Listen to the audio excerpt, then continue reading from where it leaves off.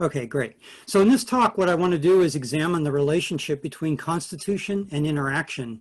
And roughly speaking, constitution concerns the way in which emergent individuals are put together and maintained, while interaction concerns the way in which emergent individuals as a whole engage with their environments. And this relationship is at the heart of many ongoing debates about the connection between life and mind. So to keep things concrete, I like to work in a toy model, which I've been using for some time, of emergent individuals, where I basically think of the game of life, cellular automaton, as a kind of physics.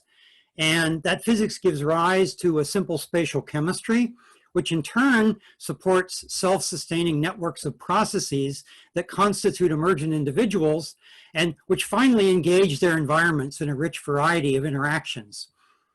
So in particular, I've been studying gliders in the game of life, and this work's progressed to the point where basically we have a tentative theory of constitution for gliders, which basically consists of a particular organization of self-sustaining processes. And we have a tentative theory of glider interaction, which here I'm describing as basically just a map of how gliders respond to all possible local environments that they can encounter. And the nice thing about having these tentative theories is that we can ask our question in a very concrete way. What's the relationship between this constitutive and interactive theory of gliders in the game of life? So just briefly, the glider organization that I extract basically works as follows. You start with a sort of a canonical cycle of glider configurations, and then you extract from that the set of processes in this chemistry that each configuration triggers. Then you trace the dependencies between these different processes. And finally, you assemble all those different dependencies into a network, a sort of self-sustaining network of process dependencies that I'm going to describe as the glider organization. In particular, I'm going to call this a vacuum glider organization because one of the things that you learn when you try to relate this to interaction is that this organization sort of assumes that the glider unfolds in an empty environment. So all of the processes that we've extracted here depend on the environment being empty. So I'm going to refer to this from now on as the vacuum glider organization. So you might ask, why is that a problem? Well, consider the following situation. Imagine that we turn on a single cell in the glider's environment. This particular environment has no effect on the way the glider state evolves over time. But what it does do is change at least one of the processes in this set of processes to be something different. And if we've described the glider organization completely in terms of this network of interdependencies between processes, then by changing one or more of those processes, we've essentially invalidated our description of the organization. And that's just wrong. Clearly, changing something in the environment that has no effect on the way the glider evolves over time shouldn't undermine our description of the glider organization. So that means our description is too specific to the particular circumstances of an empty environment. And what we need to do is try to generalize that description so that we can capture the full range of conditions under which gliders persist. And so to do that, the problem basically is that our notation for processes in our artificial chemistry is too specific, okay? We need a way to talk about classes of processes, which are all sort of related, but only defined by partial constraints, the constraints necessary to make the glider persist over time. And so the paper talks about this idea of a partial process where the notation here is the gray boxes indicate either dark gray, cells that must be on in this process, light gray for cells that must be off, yellow for cells whose condition is unspecified. The split cell here has to do with the fact that depending on the state of these yellow cells, we can either have a white zero maintenance process or a blue production process. And then we have constraints which indicate in order for a production process, say, to occur, we have a constraint that the sum of all the cells in these yellow cells has to be 1. So that's the basic idea. It lets us describe sets of processes in a single notation with corresponding constraints. Okay. So let's apply that idea to our vacuum glider organization and see what happens. So basically, boundary processes in a glider become these partial processes because the environment is unspecified when we're talking about the organization of the glider itself. Then dependencies between process sets now become conditional because they're conditioned on the states of the unspecified yellow cells in this setup. Okay. And so basically what this says is for this zero maintenance process to properly trigger the subsequent set of processes, its environment, this yellow cell, has to sum to 1. So that in this case, there's only a single cell, that cell has to be on. Okay. So doing this raises a new question now. What happens if this constraint isn't satisfied? You might think that, well, the glider disintegrates.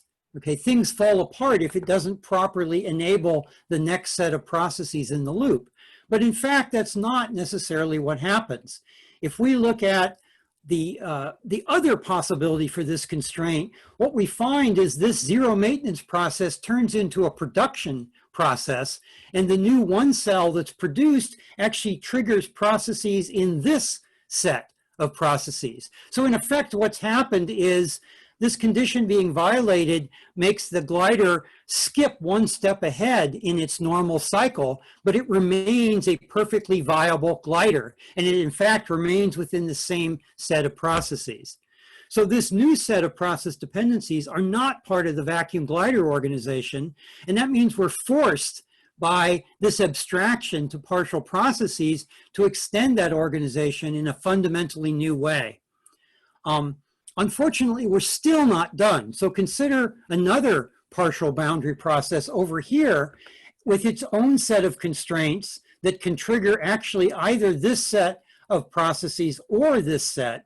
And we can once again ask what happens when that constraint is violated. And what happens is that production process turns into a zero maintenance process whose dependencies go somewhere else. Where do they go? They actually go to the process sets that underlie other 4 cycles of gliders.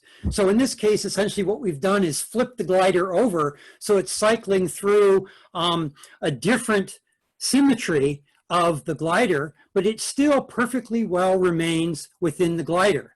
So once again, we've extended our vacuum organization in a fundamentally new way. And so to make a long story short, if we basically apply that idea over and over again, look at all of the processes that make up a glider, and I'm only showing you, I don't know, half a dozen or so here, fully fleshed out. But what we find is that this is the general case, that sets of processes triggered by different glider configurations are necessarily tied together into one big process dependency network whose dependencies are conditioned on the particular local environment in which each process finds itself. And I'm going to call this the generalized glider organization. Okay. So I still haven't addressed the original question, which was about constitution versus interaction. And the reason was that I needed to generalize our description of constitution so that it actually had anything to say at all about what local environments look like. Okay, so now we can finally return to the original question. Now on the left-hand side, we have our generalized description of the glider organization as this set of conditional dependencies between partial processes. And on the right, we have what I'm calling the glider interaction graph, which just says how gliders transition their configurations in the presence as a whole, in the presence of certain environmental classes. Okay, and I'm going to sketch the answer to this question in 3 brief steps, and then I'll wrap up. There are more details in the paper. So the first transformation I'm going to do to the generalized glider organization is a very simple one. I'm just going to recolor the dependency links in a suggestive way that makes explicit how one set of processes, dependencies relate to another set of processes, okay? So I'm picking a completely arbitrary, but of course it's not, color scheme here, blue, green, orange, brown, black, and gray, according to which process set is enabled by which other set of processes. Okay, the next step then is going to recognize that each of these sets of processes are actually triggered by a particular glider configuration. Okay, as I showed you in the slide where I kind of derived the original vacuum glider organization.